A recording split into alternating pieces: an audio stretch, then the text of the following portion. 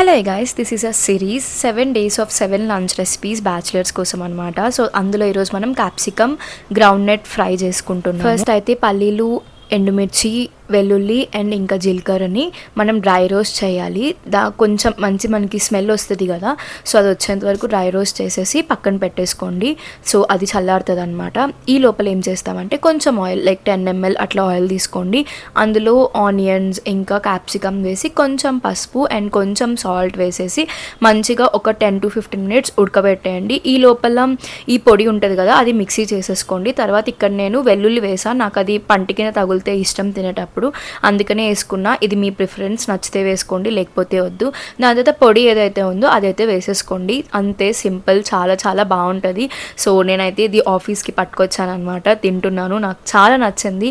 So ఇది అయితే day 1. ఇంకా ఇలాంటి సిరీస్ కోసం please to subscribe. See you, by.